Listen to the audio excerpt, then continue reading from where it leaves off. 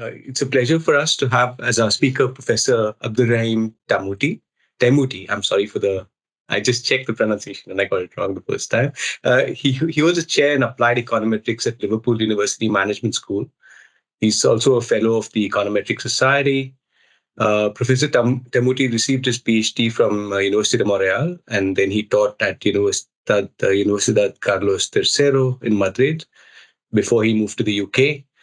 His research is generally in both theoretical and applied econometrics. So he's done a lot of notable work on causality, prediction, and time series. It's obvious that his work lends itself to applications in macroeconomics and finance, and he's been published in really top journals in econometrics, finance, economic dynamics. And so his papers cover a wide range of topics. And as you might imagine, most recently, he's been expanding, applying to things even such as the COVID pandemic, when that was quite an issue. He got a lot of public attention for that.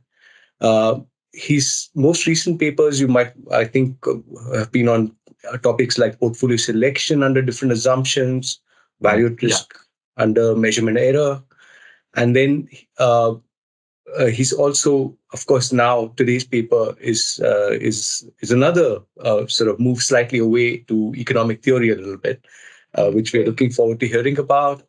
Professor Taamouti has been a distinguished speaker at important conferences. He's an associate editor of JRSSA. He's an elected member of the Econometric Society Regional Standing Committee. So he's, as I mentioned, he's also a fellow of the Econometric Society. And to add to that, he's the director of Liverpool's Center on Advanced Methods in Big Data Analytics, which has a convenient acronym of Lambda. So you don't have to say that again. And so it's a great pleasure to have Professor Taamouti here to talk about his work on systemic risk and regulation. And so I'll hand over to him. May I just ask you, Abderrahim, is it okay for people to interrupt you, or would they prefer messages in the chat? Please, that would be great. Thanks a lot.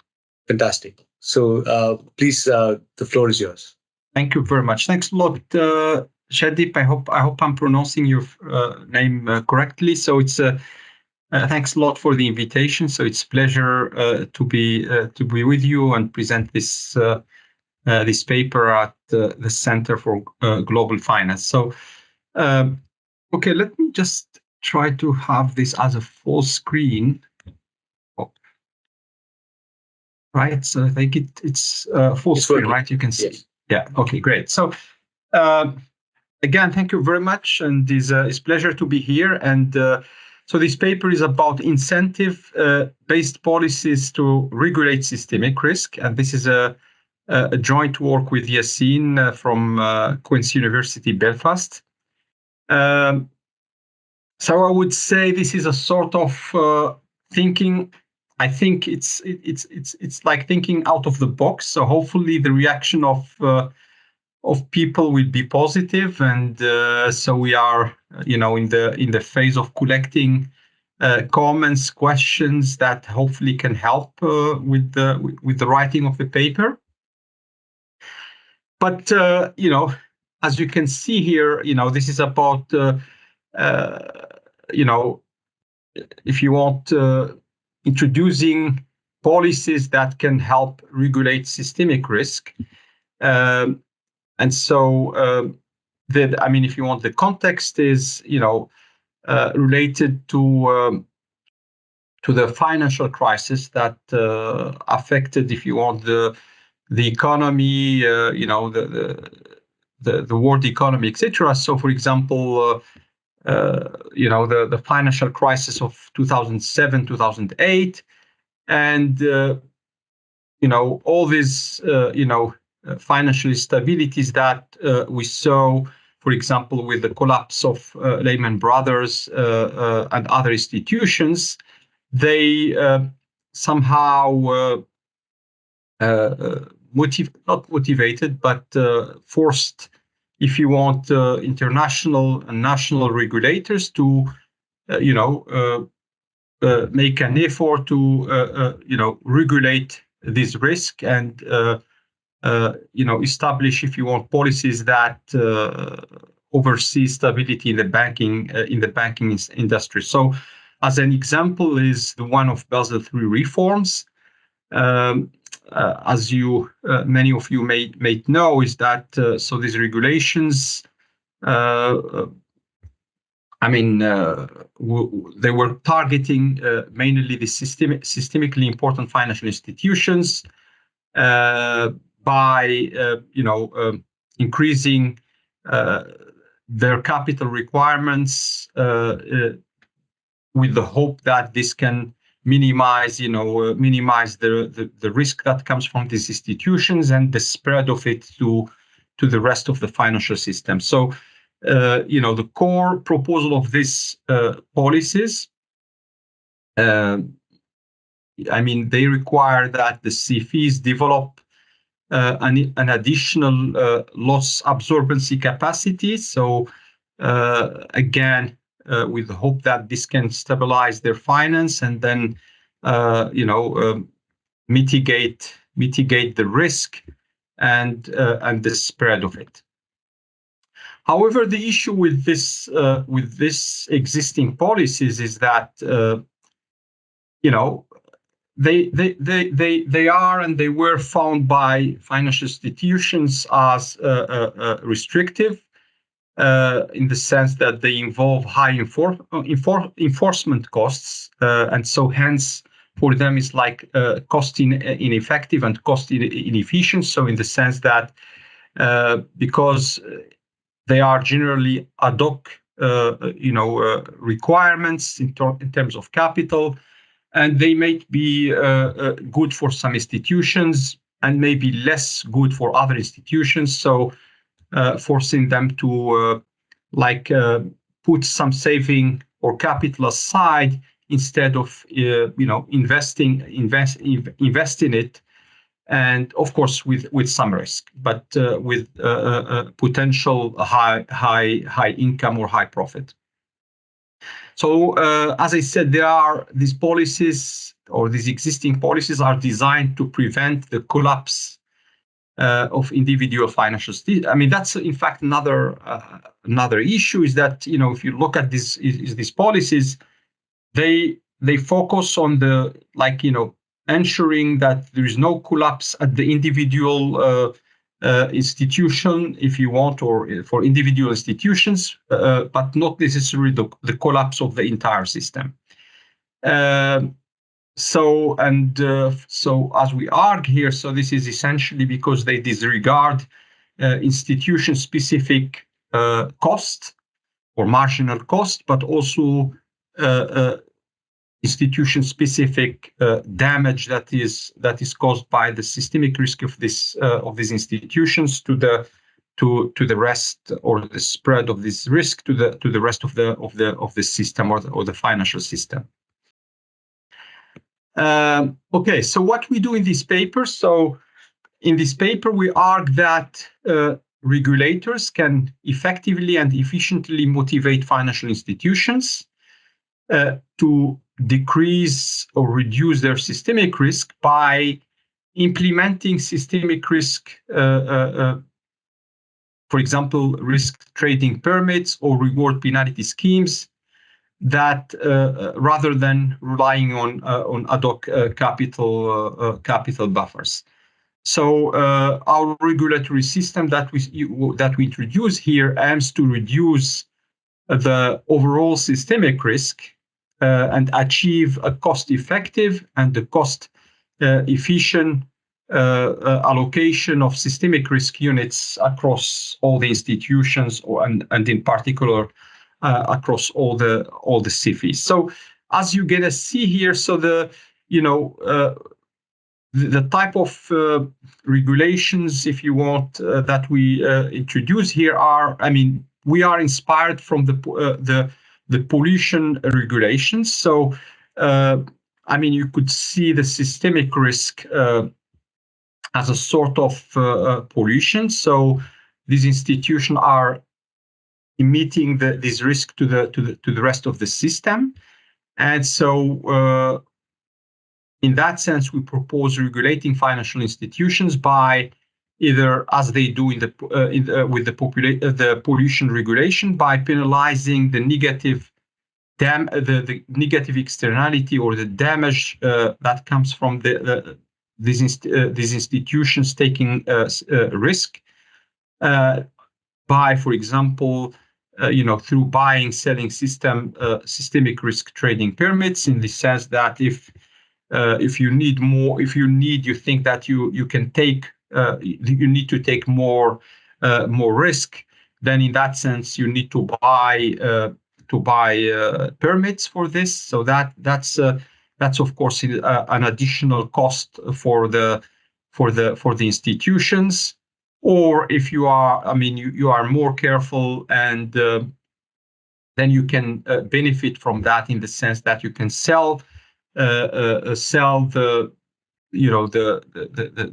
the trading permits, the risk trading permits from the ones that are allowed, because we consider that, as we will see later, there is a initial allowance that is normally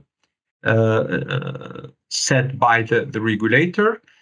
But also, we can think about mechanisms that are based on taxes or maybe interest rates. So that could go through like government taxing those who risk more the financial system, or by the central bank by providing some advantage in terms of interest rate to the institutions that are much more careful in terms of risk.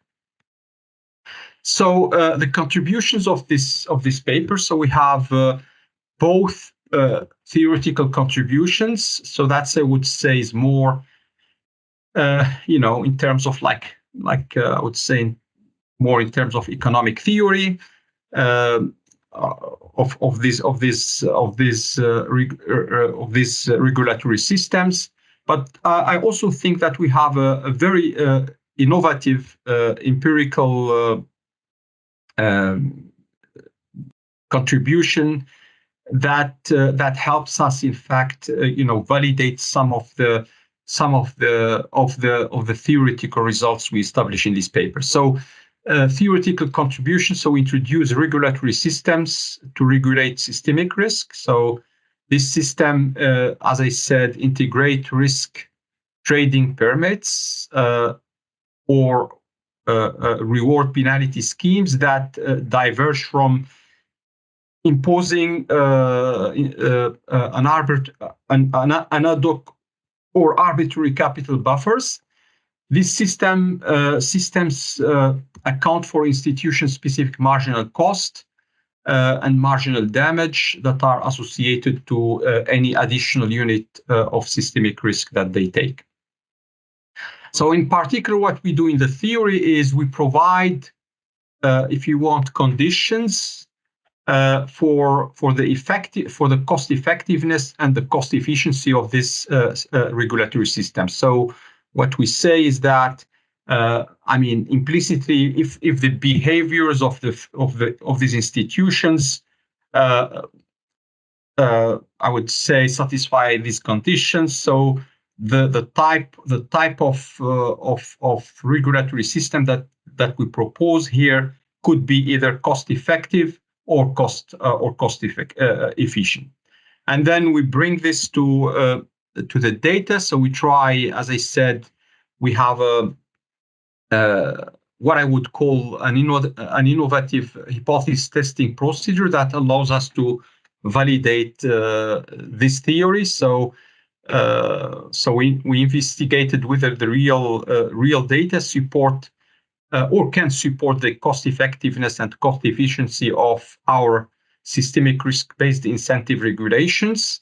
As we will see, because maybe some people could ask, okay, how come this type of procedures are not yet implemented? So how come you're gonna use the past, information, the past data that we have to, validate these theories? But as I will show you in a minute, in fact, I would say these conditions are more like depends more on the on the implicit behavior of the firms. So we don't need to implement these regulatory systems and then wait until we collect the data on systemic risk and cost and damage, etc., and check whether they are effective, cost effective or cost. So that's really a good thing, in fact. So that helps us validate our results without waiting years, like in terms of collecting the data, etc. So to obtain our empirical results, we examined 82 listed US financial institutions over the period from 2010 to 2020. And as I will show you later, our analysis reveals that the real data supports the cost effectiveness and the cost efficiency of our framework for regulating systemic risk. Sorry, Abderrahim, just a clarification. When you talk about cost efficiency, you're not talking about welfare. You're talking about something different, right? No, it's not welfare. So I will define. I will define a measure of welfare later on. Even though we don't, have an empirical, if you want, implementation of that welfare, because for the welfare to be measured in this context, we need to implement these procedures first, and then collect the data and calculate this welfare. Okay. However, the condition in terms of cost effectiveness and cost efficiency, we don't need to wait for the data. So, we don't need to wait, if you want, for the data that is collected from this mechanism here. So, and the welfare here that we define here is in terms of moving from cost efficiency from the cost effectiveness to cost efficiency. And so we have a measure that is, I would say, similar to those suggested in the pollution literature. That helps you measure this, if you want, the social welfare of moving from a cost effectiveness system to a cost efficient system. Thanks. Yeah. So in terms of literature, so I'm going to move quite fast here. So, how much time? Sorry, I didn't ask for this. So it's flexible because we booked 2 hours. So okay, you can go for another half an hour, 40 minutes comfortably if you like. Great. Okay, fantastic. So yeah, in terms of related literature, so I just mentioned briefly some literature that is connected to this paper. So not necessarily like directly connected, but there are some, as I will mention, that are quite very well connected, and others less. So, for example, this is a paper that is related to the literature on prudential controls and socially efficient solutions for dealing with the negative externalities that are caused either by debt, government, bailouts, illiquidity, etc. So you have a list of references here. There's a long list, but I just included a few. This is also related to the literature on effective and efficient financial institutions regulation. So you have Admiti and all working on this, but also in the effect of financial institutions regulation reforms on financial stability. So you have, for example, Alan and Galli, 2004, Nicola and co-authors 2014, etc. So this paper is quite related, I would say, to the recent literature on incentive-based regulatory approach by Acharya and co-authors. Acharya and also Adrian Brunmeyers, they worked quite a lot on systemic risk, in particular on measuring systemic risks, suggesting some interesting measures for systemic risk. They also touched a bit to this topic, but I can say that the discussion, if you want, in this paper is primary revolves around general ideas, and it lacks, like, a framework that is especially based on an economic optimization models as we do here. So it's more, I would say, more discussion than providing models as we do here, and finding these conditions for cost, and of course they don't touch at all to the cost efficiency and cost effectiveness. But I would say this paper is very related to this paper by Muller and Mendelssohn, 2009, on the pollution. So that's quite close to us. Now, in terms of the outline of my presentation, so I'm gonna start with the framework for that we're gonna use to introduce the cost-effective and cost-efficient incentive-based financial regulations. Then I will show some because we have a number of models, regulatory models, that I'm not presenting all here. So I'm just focusing on a few, as I thought that my presentation will be for maximum 1 hour. So the cost. So I will present cost-effective, few models about cost-effective systemic risk regulatory systems, and one, I think, or two models on cost-efficient systemic risk regulatory models. And then I will end with an empirical application where we investigate the theory. So we check the cost effectiveness and cost efficiency of our framework using real data. So now let me introduce the framework. So if you want, the economy here for us is, or a financial system for us here is, contains n CFEs, or if you want, you can call them n institutions, finance institutions. So you could see that as n banks. And so we assume that for each institution G, so that institution is characterized by certain level of systemic risk that we denote here XG, and a compliance cost CGXG that depends on the systemic risk exposure XG. But we also assume, or I don't think is an assumption here, but that's in fact reality, that these institutions that let's say emit systemic risk, that systemic risk affects or causes negative externality to the rest of the system. So they cause a damage that we denote here by DGXG. So this, you can see it as the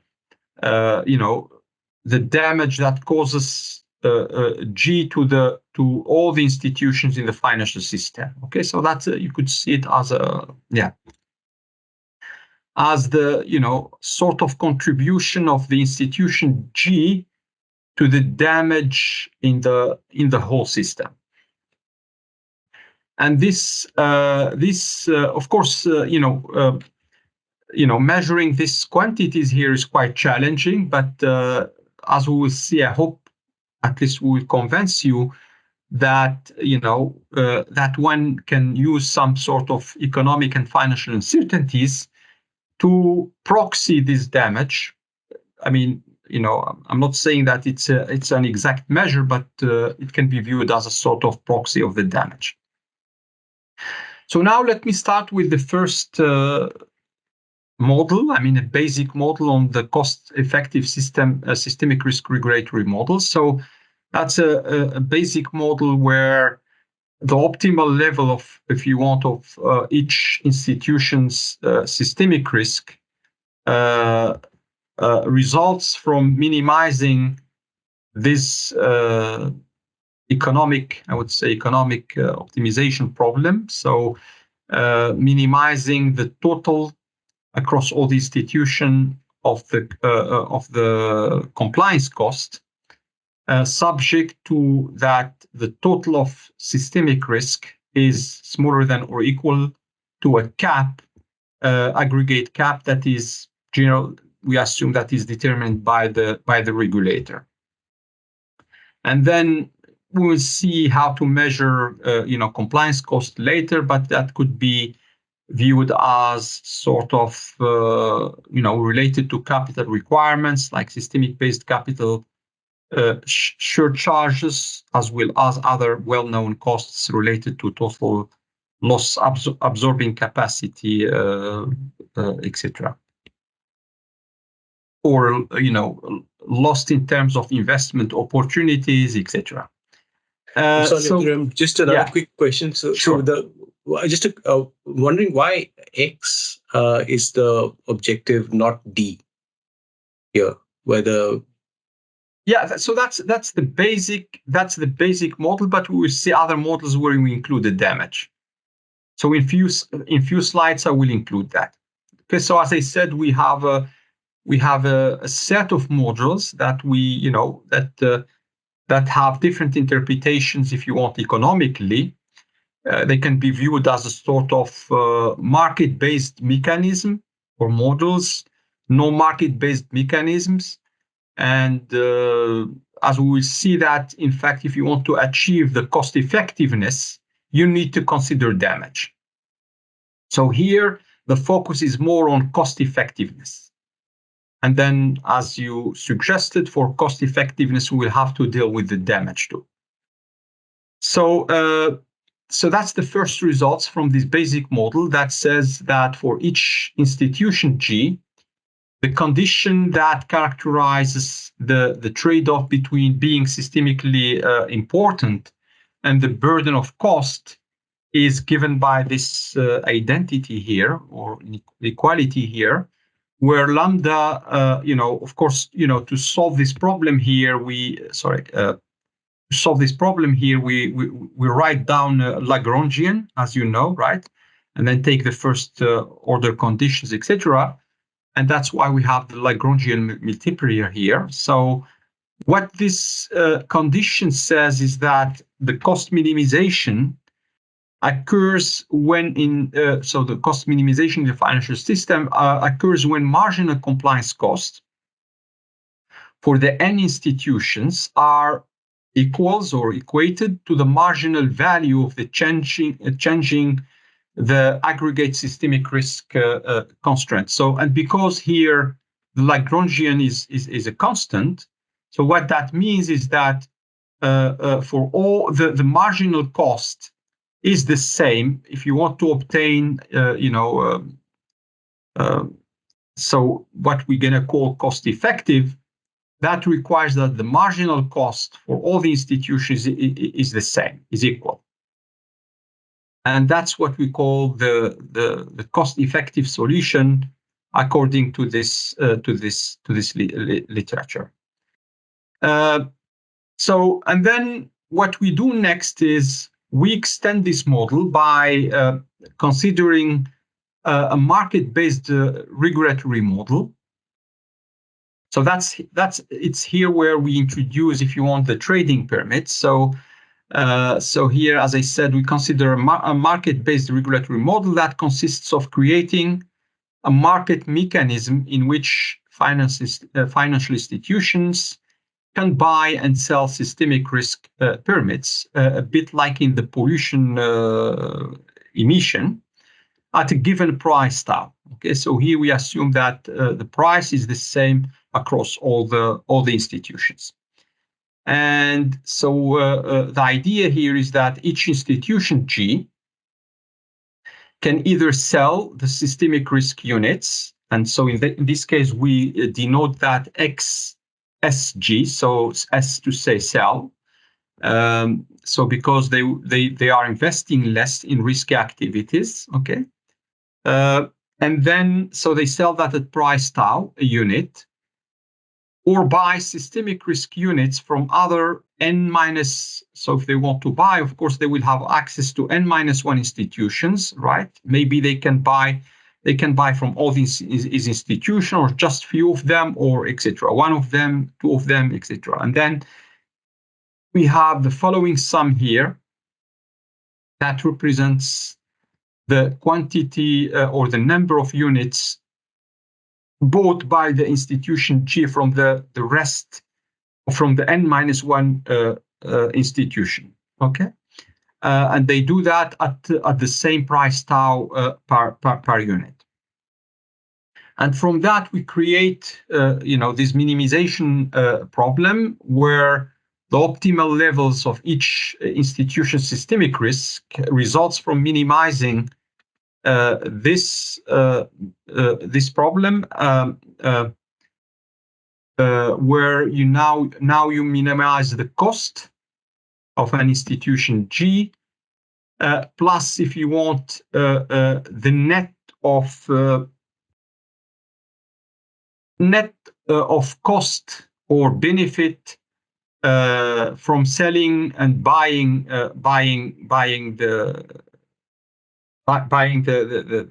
the systemic risk unit. So if you have this guy positive, so you are buying more than selling, that's more cost for you. And then if you have this quantity here negative, that's of course you are selling more than you are buying. That should be a sort of benefit. And then that's subject to the following constraint, which is like the units of the institution G, they shouldn't exceed, they should be smaller than or equal to an initial allocation that is, as in the pollution, can be set by the regulator minus the number of units you sell plus the number of units you buy. And now we write down the Lagrangian multiplier, Lagrangian problem equation for this. And then hereafter, I'm going to denote gamma I, the Lagrangian multiplier associated to minimizing the problem of an institution G. I think I should have G here, sorry. So it should be G, I think maybe, yeah. So it should be G here. And then we have the following results that says for each institution G, the condition that characterize the trade-off between being systemically important and the burden of cost is given by this inequality. So that corresponds to the marginal cost being bigger than or equal to the Lagrangian multiplier that corresponds to the this cap or this constraint. And from there, we can now have conditions, if you want, that can either incentivize institutions to sell or to buy systemic risk units. So in that sense, the regulator will have the power to fix tau, and then the tau that can incentivize institutions to, like reduce the systemic risk or to increase the systemic risk. So, for example, from this, if the permit price is bigger than the marginal cost, so then in this case the institution will be incentivized to sell its systemic risk units as the market price of permit exceeds institution's marginal cost. And that can be seen also from the first order condition that we obtain. So if when we take the Lagrangian, and if you allow for the change in the units that we sell, so you take the derivative of the Lagrangian with respect to SG, then you obtain this condition, and you can now easily see that by combining these two here, you get this condition here. By combining this one with this one, you're gonna get this condition. Okay, so incentivizing you to sell, to move XSG. Okay, And then when tau is smaller than, in the opposite case, if tau is smaller than the marginal cost of the institution, then in that case, the institution will be incentivized to buy systemic risk, as the market price of permit is not exceeding institution G marginal cost. And then we can confirm this by taking the first derivative of the Lagrangian with respect to the buying units, the units of like we buy. And then you get this condition that if we combine with this one here, then you get this one. Okay, so that's moving XBG. So I should have again, I shouldn't have I here, XB, yeah. Oh, no, sorry. Yes, yeah, because we have, we buy from n-1 units. Some interpretations of this. So if, in addition to what we discussed here, so if the aggregate systemic risk constraint is binding, so that solution, if you want, you optimize in the sense that the solution you get, it satisfies the constraint. So you push that solution until satisfying the constraint.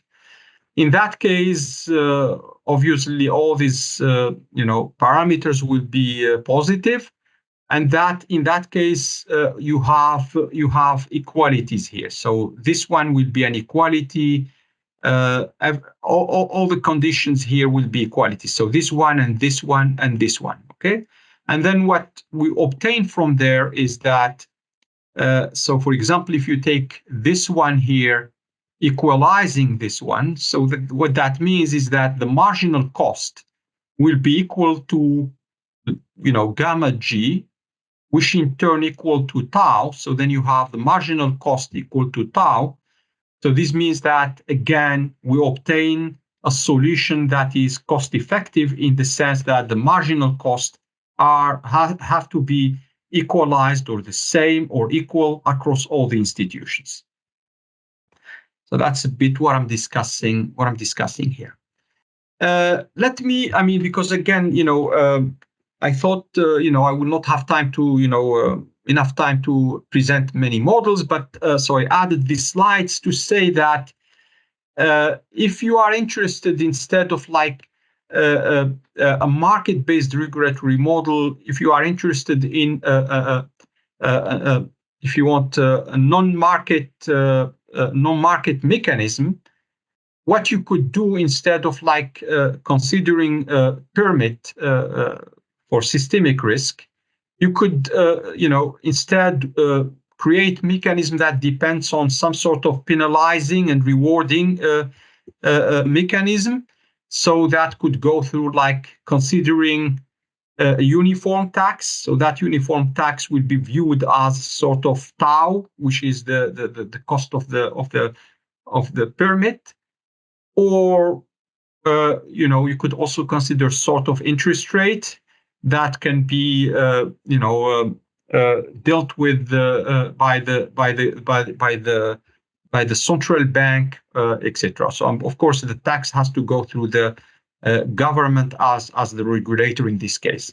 So what we show, in fact, in the paper is that if you consider this type of non-market mechanism, you're gonna reach the same solution or similar solution as the one for the market-based mechanism. So in the sense that, again, this type of mechanism, they will be also cost-effective, and in the sense that they require that the marginal cost of all the institution to be equal.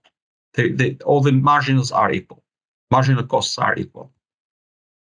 I'm going to now move to efficient regulations, as Jaideep suggested. So for that, you need to include damage. So we are also looking at designing regulatory system that reduces the overall systemic risk and yield an efficient allocation. So here we focus more on efficiency. So efficiency of the allocation of systemic risk unit across the regulated financial institutions. And now to achieve this, we need to consider damage in addition to compliance cost. And so the damage that we denote here by DGXG, that is caused by the systemic risk from an institution G, and that it can be manifest as an increase in risk and certainty, or if you want, a decrease in utility or opportunities of investment, etc., among all the institutions that are exposed to that systemic risk that comes from institution G. So, as I mentioned before, this function DGXG, it represents you can see it as a sum of damage. It's like institution G is giving a bit of damage to all the institutions in the system. Okay.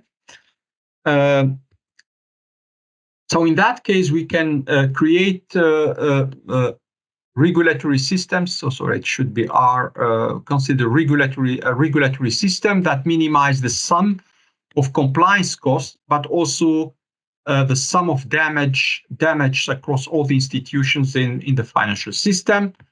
Again, under the constraint that the sum of the systemic risk is more than or equal to a cap that is fixed by the regulator.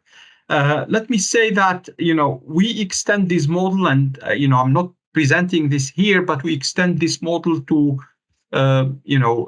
many other models that focus on the institution's, compliance cost, and also the cost or benefit that comes from trading systemic risk units. But then we add the damage in the constraint. So in the sense that we weight the units bought by the institution in terms of ratio, ratio that fixes the units of an institution G with respect to another institution A. And what we find is that ratio has to be equal to the ratio of damage of the marginal damage of institution A and institution G. So sorry, I'm not presenting this, but just to say that there are many other market and non-market based mechanisms that we consider here. Anyway, for this one here, what we find is that for an aggregate systemic risk cap X, the above regulatory system is cost efficient if we have this condition that says that the marginal damage of the institution G over its marginal cost is equal to -1. And so an efficient regulatory policy requires that the damage, if you want, equalize to minus of the marginal cost of the institution G.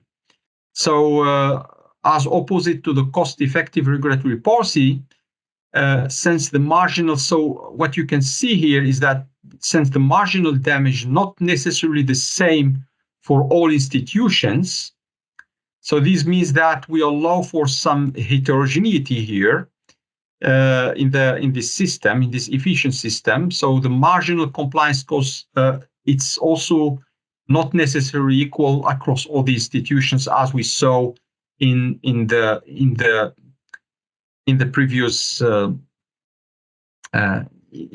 condition. So you could have the damage of institution G with respect to its cost taking some value, let's say A, but you could have the ratio of another institution.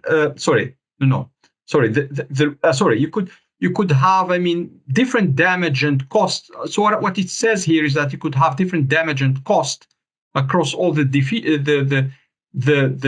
institutions, such as the ratio of their marginal damage and marginal cost is equal to -1. So that's what I'm saying here in terms of like extending these models. So I just mentioned this. So we extend this model to many other models that are like that corresponds to market-based and no market-based regulatory systems. Okay, and then again, Jaideep, point regarding the welfare. So here we have a way to measure the welfare gain from moving from a cost-effective to a cost-efficient system that is given by this, changing the welfare. So that's so the welfare here is measured in terms of gain to society, in terms of like minimizing, if you want, the cost and the damage across the institution. So we expect that the cost effectiveness will cause more, if you want, higher cost and damage. So we expect that this difference here will be positive. But so the difference here is then the gain to the society when you implement an efficient regulatory system. Now I'm going to move to the empirical analysis. So that's a bit, I would say the part that I like, because I'm, because of the data and econometric models. But hopefully we can, convince you about what we do here. So what we do is we empirically validate, and if you want, rationalize our previous results, theoretical results, by conducting an empirical analysis based on a panel of large US financial institutions that I will mention in a minute. And again, as I said, our objective here is to examine if real data can support the cost effectiveness and the cost efficiency of the systemic risk-based incentive regulations that we introduce here. So for that, as I said, we consider large panel data. So we have 82 US financial institutions. That includes, if you want, banks, important banks, investment management and fund operator, investment banking and brokerage services, etc. And we focus on institutions with the market capitalization greater than 1 billion US dollars. So with the whole, because I guess you need an institution with large capital to be worried about the spread and the risk. And the data, it goes from 2000, so it's quarterly data from 2010 to 2020. And the institutions that we selected here are, if you want, institutions that are viewed by the financial regulatory system in the US as systemically important financial institutions. And so we have, if you want, we collected both market and accounting data on these institutions. So we have, if you want, stock prices, we have debt, we have balance sheet, and we have income statement data, etc. on these institutions. But in addition, we also needed some economic variables, so macro data in particular, but also financial data that will help us, if you want, estimate or find proxies of the damage, and many of this data comes from the Fed database at St. Louis Fed. As you know, this is a quite rich data that is used quite a lot by economists and financial economists. Let me escape this. So to implement, for the implementation, of you want of the hypothesis testing procedure that we do here, we need we need to measure systemic risk.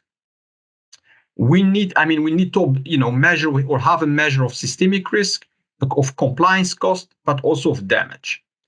And of course, all these quantities are not observed, right? I mean, you need to measure, you need to estimate them, and for some of these quantities, we are not claiming that we have a perfect measure, but we just do our best to have a good proxies for these measures.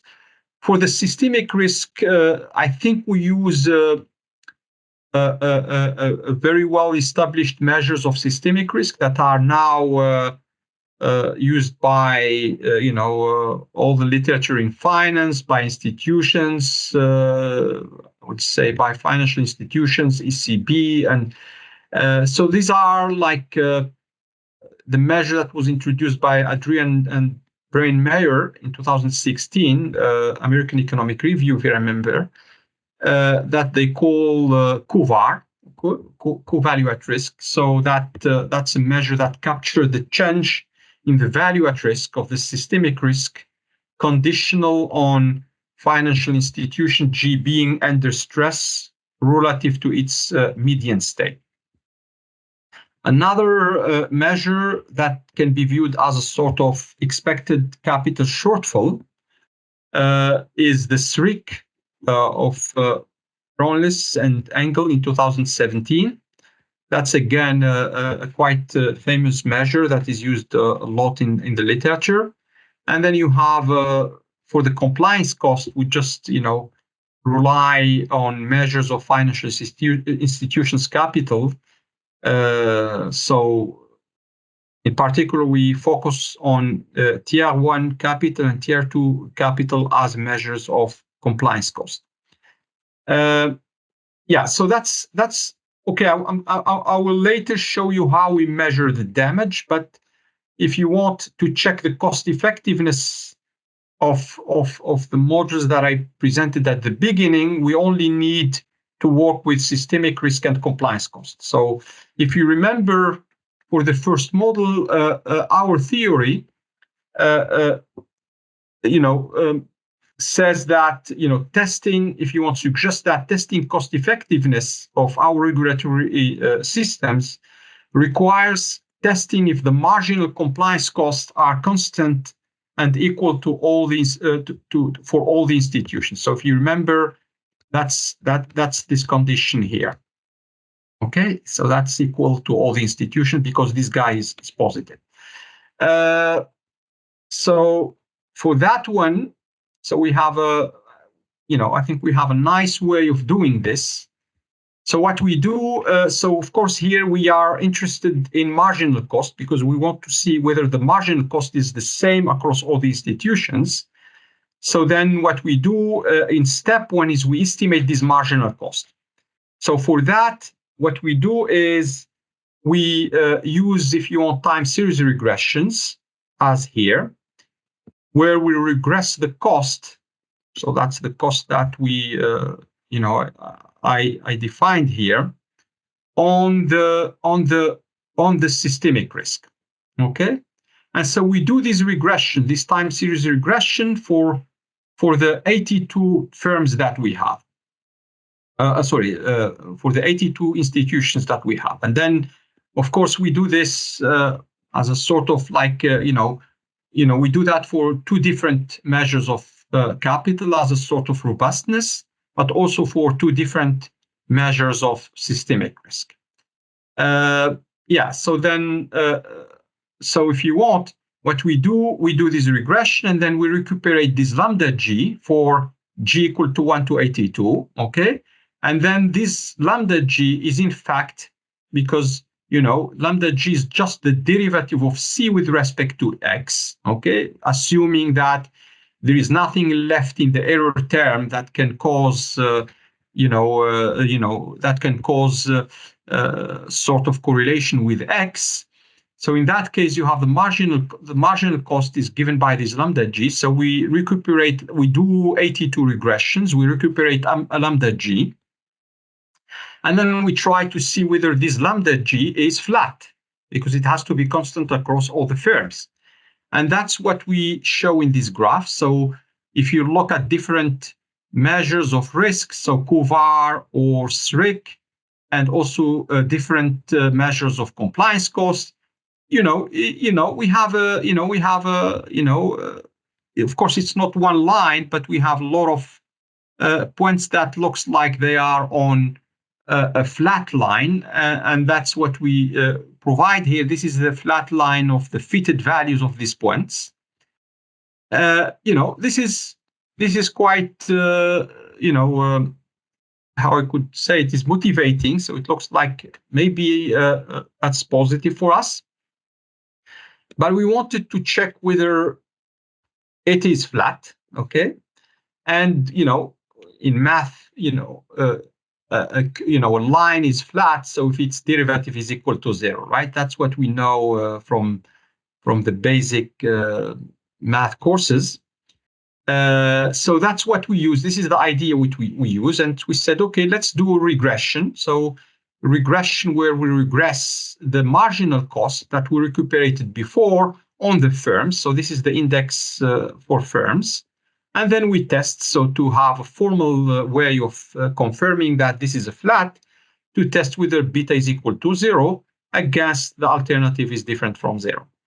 And that's what we find here in this table. So across different measures of risk, across different measures of capital compliance cost, or if you want compliance cost, if you look at the slope that represents beta here, so you see that if you look at the p-value, for example, you see that for all these cases, so this one here, this one here, this one here, this one here, we do not reject the null hypothesis. So that means that beta is 0. So the line is flat, so that confirms the cost effectiveness of our regulatory system. Now, a bit more challenge is when we do we empirically test for cost efficiency. As a reminder of what that means, so based on our theory, testing cost efficiency of our regulations, so that's when we introduce damage, for example, requires testing that the ratio of marginal damage to the marginal cost to be equal to -1. And then, as you can see from here, I mean, if I had the data, if I had the data on marginal damage and I have a data on marginal cost for each institution, all what I need to do is to run the regression, let's say, of marginal cost on marginal damage, and then test whether the coefficient is equal to -1. That's it, right?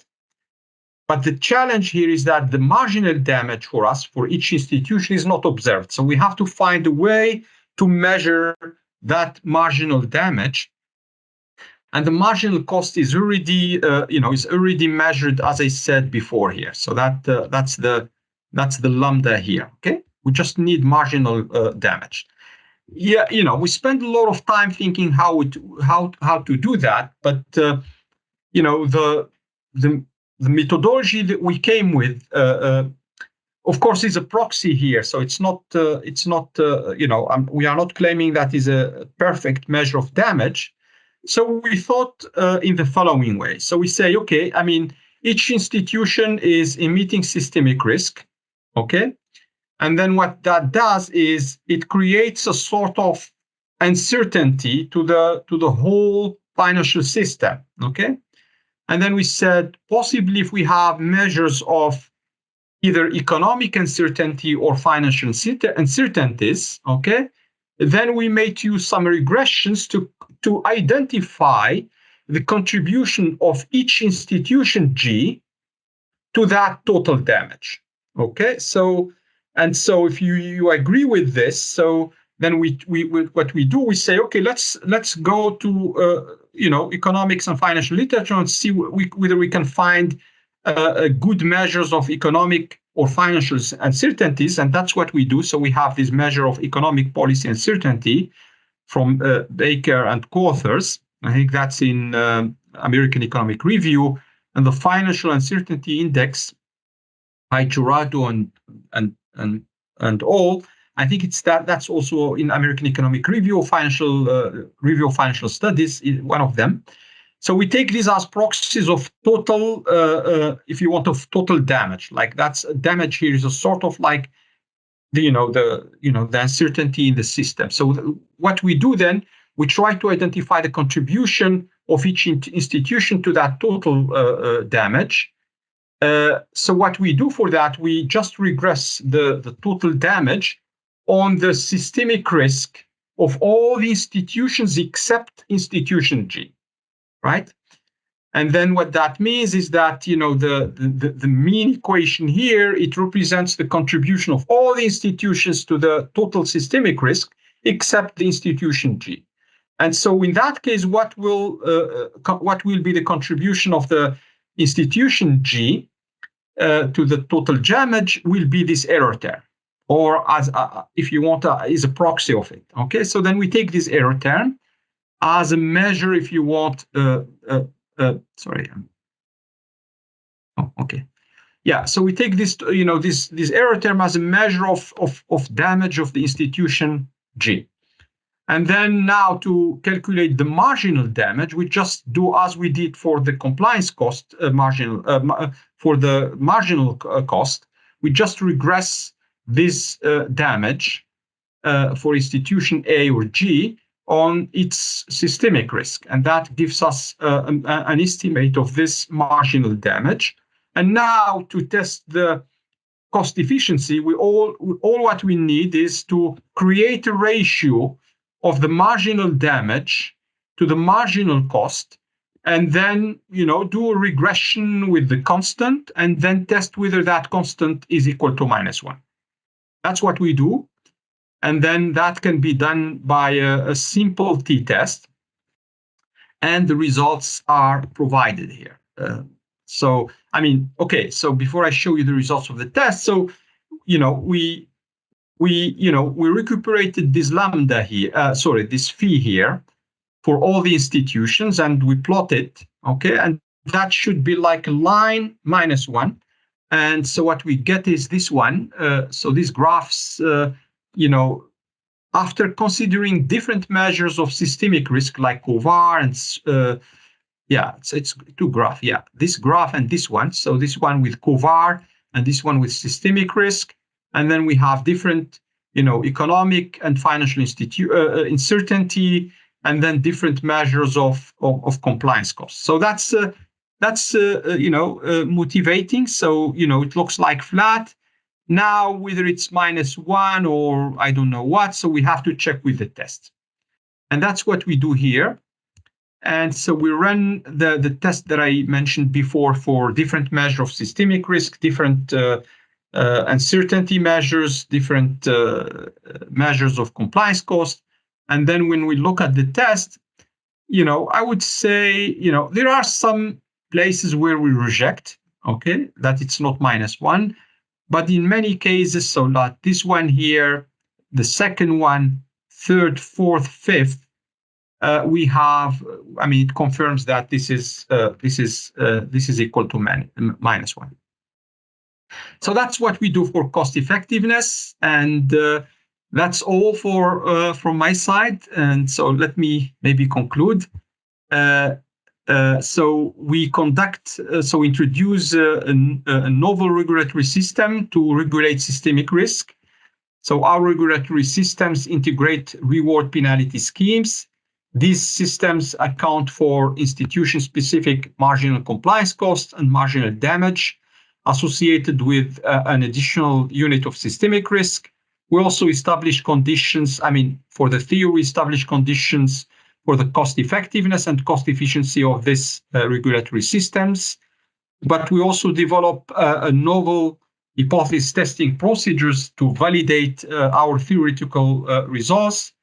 Specifically, we use a large panel of financial institutions in the US, 82, and that for a period of 2010-2020.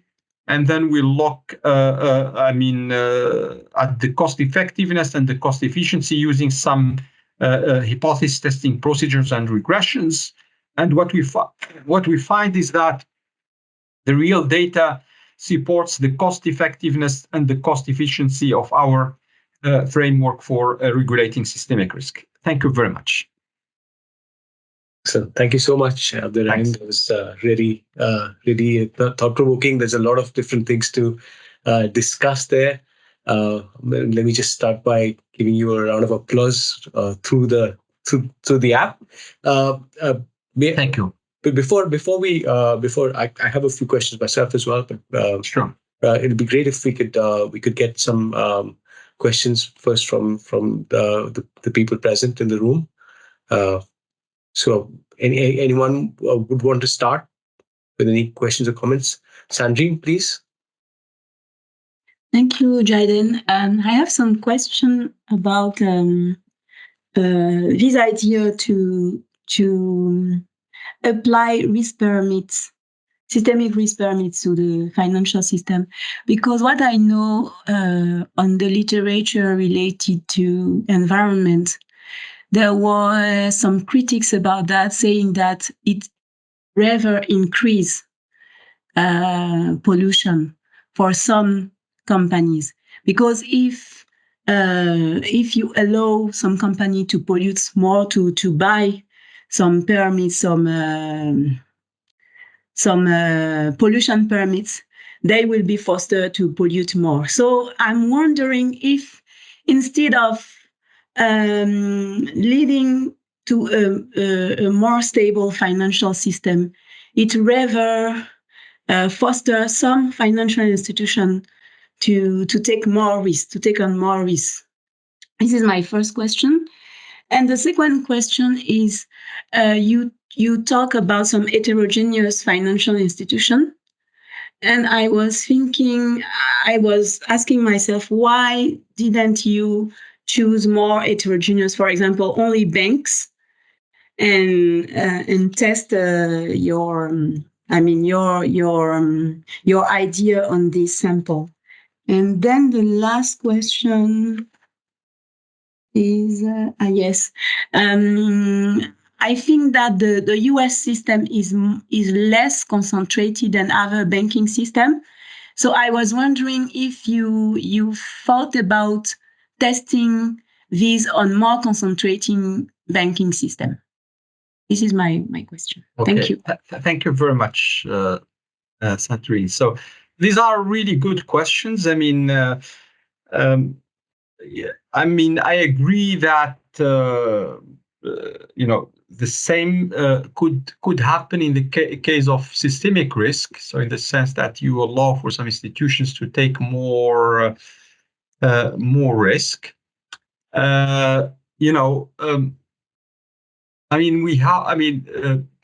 That could be. So of course, I don't have an answer to how we can whether this will be the case first in the context of systemic risk, because this system have to be first implemented if we get the regulators on board, but also whether we could also learn from this literature. I have to look at this, by the way. I'm not. I heard about a little bit about your point, but I need to read about this carefully, whether we can combine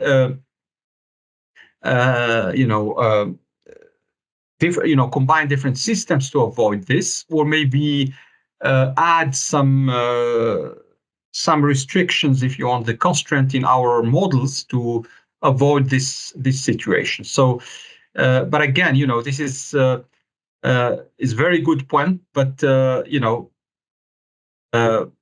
first we have to implement this to see what will happen. But I think, we can learn from this, given that these systems are already implemented for many years. And so I think we can learn from this to improve the regulations for systemic risk. So that's really good point. If you have any good reference on this, please, if you could send it to me, that would be really great. Okay. If you have a paper on this, that will be really great. Especially if a paper that come up with the critics, but also ways of dealing with this issue. Okay. Yeah. So for the heterogeneity. So I think we do have some heterogeneous institutions, in the sense that we don't only focus on banks, but we also have, if you want, consulting firms and other banks, so other institutions. So I'm not sure if that answers your questions on heterogeneity, and they have different capital, etc. So it's not only banks. So that's what I wanted to say. Yeah. Because I was asking this question because I think that regulation could be different when we consider different type of financial institution. So this is why I asked this question.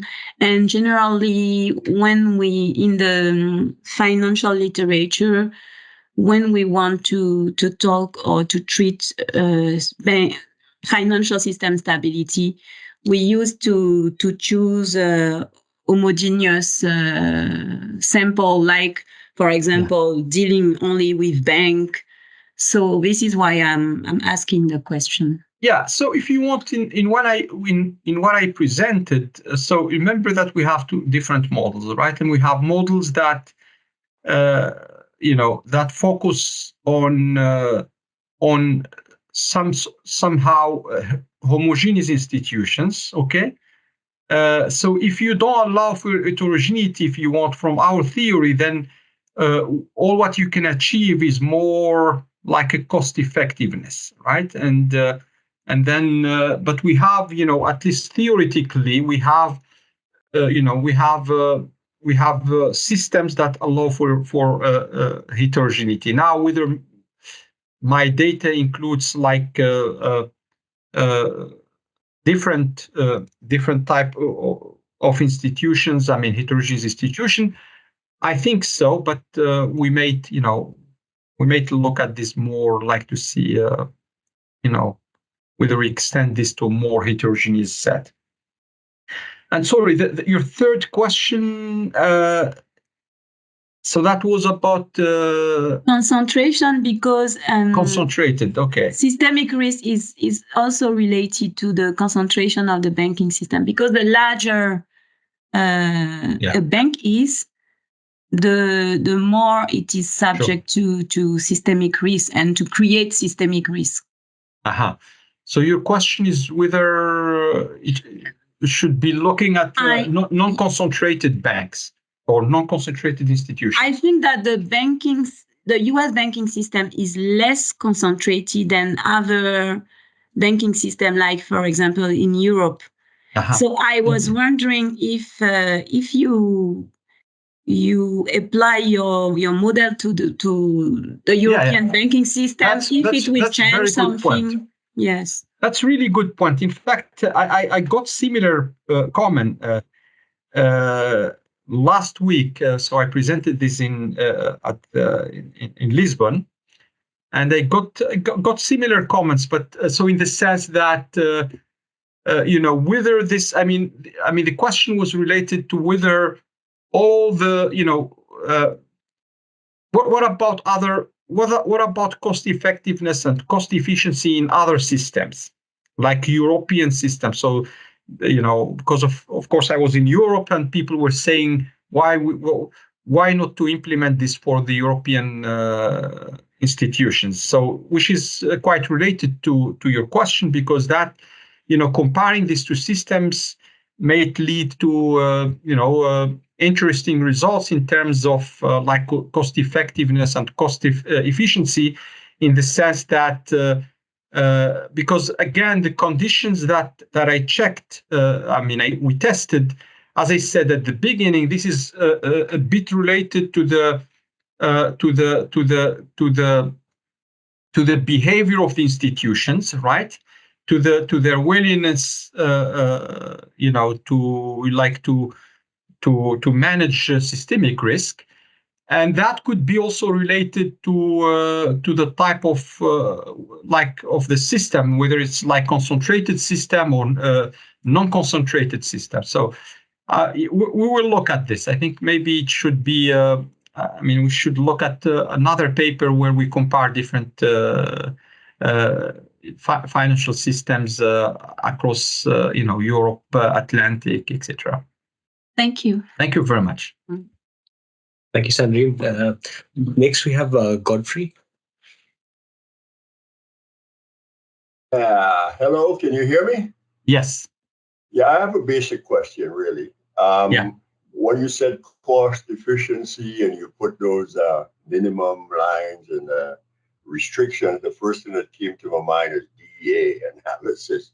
Is that methodology related to DEA in any way? I mean, you're using some of the same buzzwords and catchphrases, and I just want to clarify.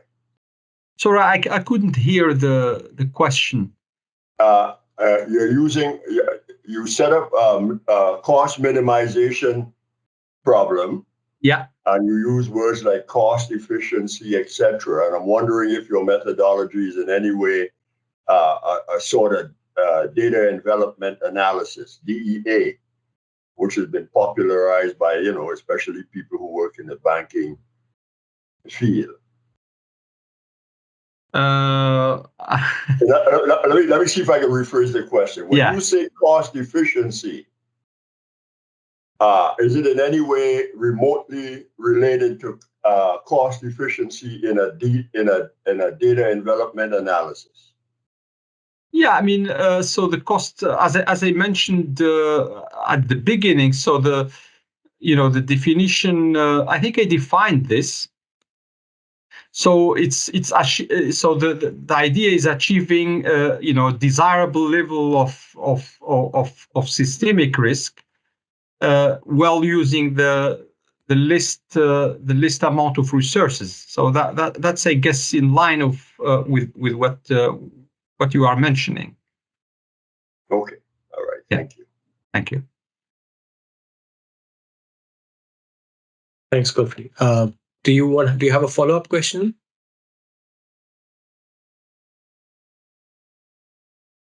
Okay. I think your hand is just stayed up for. I was just wondering, following up from Sandrine's questions. There were two things that she asked that I was kind of wondering about as well. So the second one first, in terms of the concentration. There's a factor where when you're talking about this kind of marginal cost equalization, there's banks have economies of scale and scope. So what are the implications for concentration of this kind of equilibrium analysis?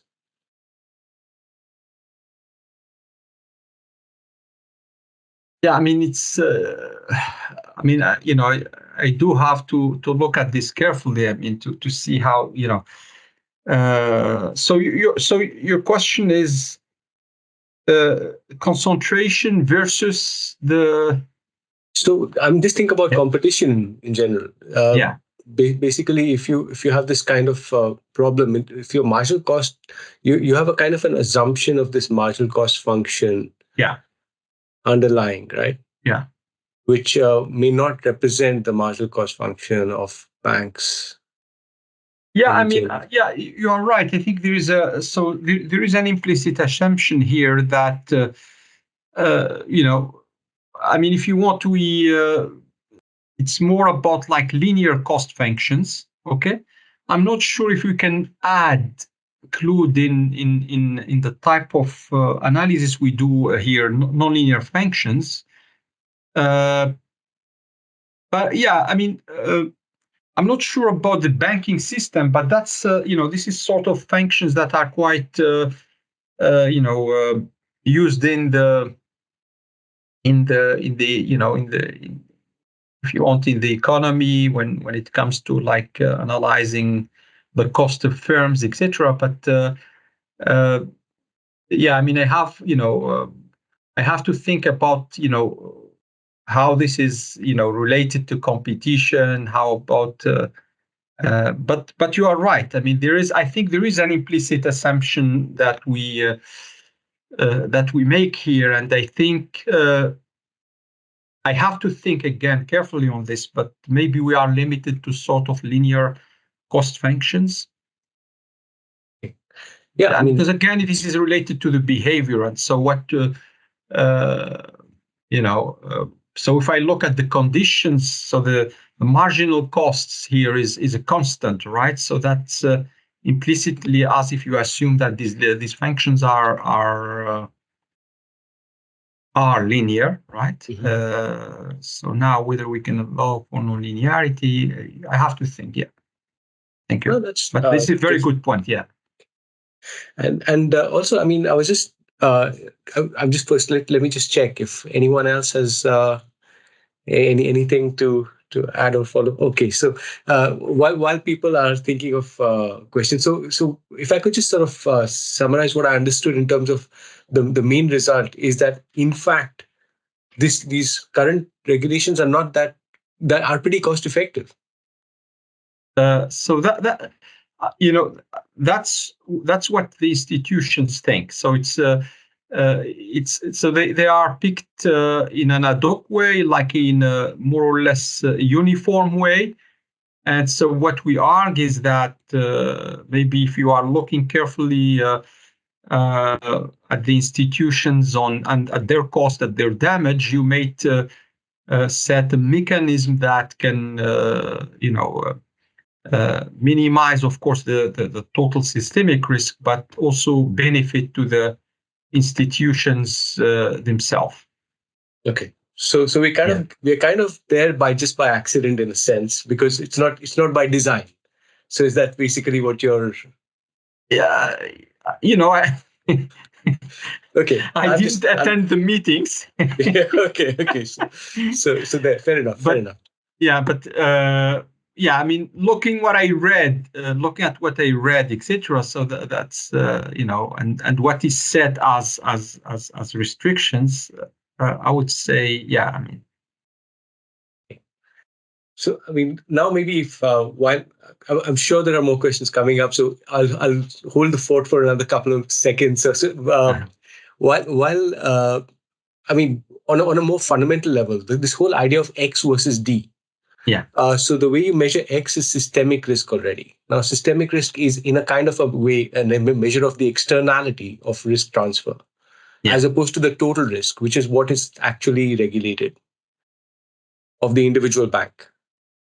So for example, when you put a capital requirement on the bank, it's not on the COVAR that you're putting the capital requirement. You're putting it actually on the VAR. Would you say that's a fair question, sort of question to ask? Yeah, I mean, okay. So for some of the problems that I showed, so what we do, so the cap on systemic risk, or if you want the optimal level of systemic risk, is determined by both the cost and the damage. And the damage here is something that goes from an institution to the rest of the system. So that's the aggregate. Yeah. And so the thing with the aggregate element is also that, I mean, of course, that's a separate question in the sense that could have other sources of uncertainty. Especially EPU is more about political, like policy specifically.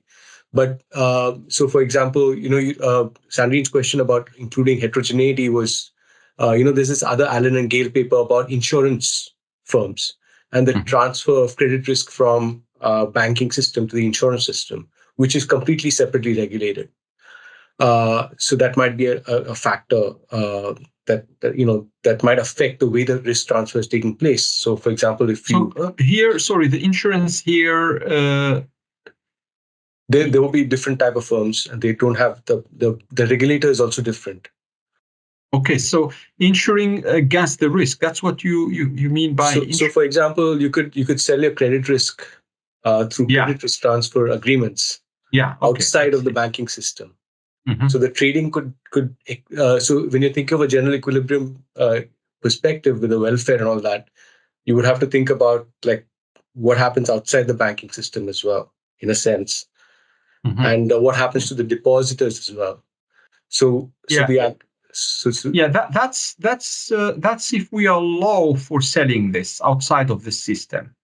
It happens at the moment, right? So I mean, it's a pretty big way in which people can transfer risk out.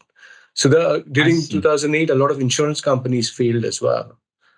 So, or at least they needed bailouts. So. I mean, I'm not sure if, I mean, we may see this as a sort of like, again, this is contributing to the overall system, overall uncertainty. Yeah. In fact, by doing so, that what you do is you just increase the overall uncertainty, right? And so what I'm saying is that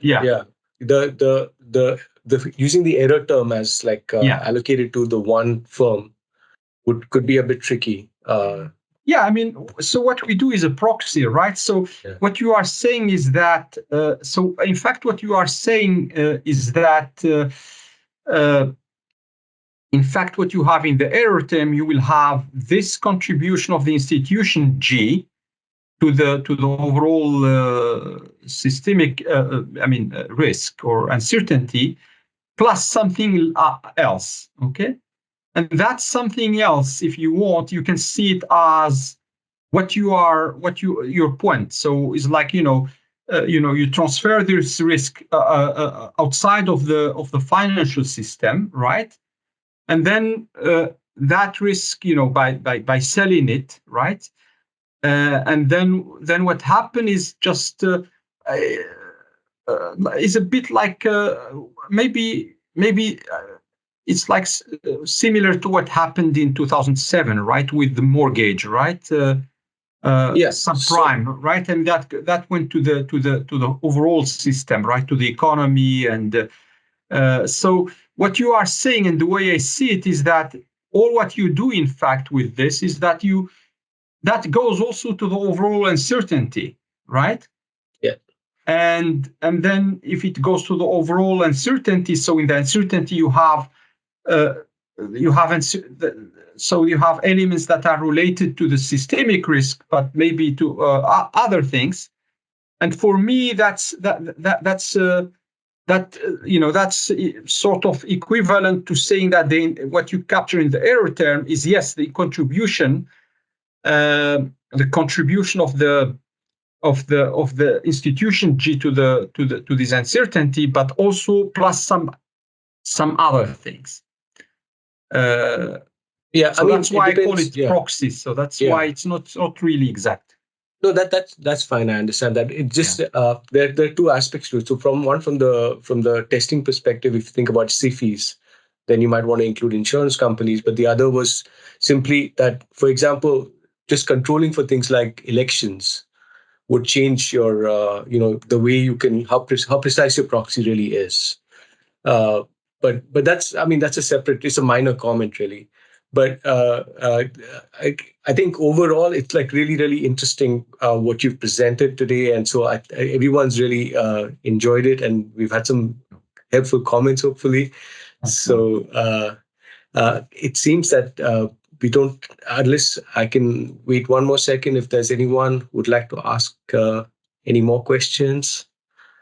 Okay, so we're looking forward to the final version of the paper, because I believe you're writing it at the moment. It is, it's in the writing process, Yeah, so I'm sure it's going to make a big impact, and I think people will be talking about how to change the objective function for policymakers for a while. So, thank you so much for presenting. Thank you very much. Thanks a lot, everyone, for the comments. Really great comments, and I really enjoyed talking to you, and thank you very much again for the invitation. Thank you. Thanks a lot. Take care. Thank you. Bye-bye.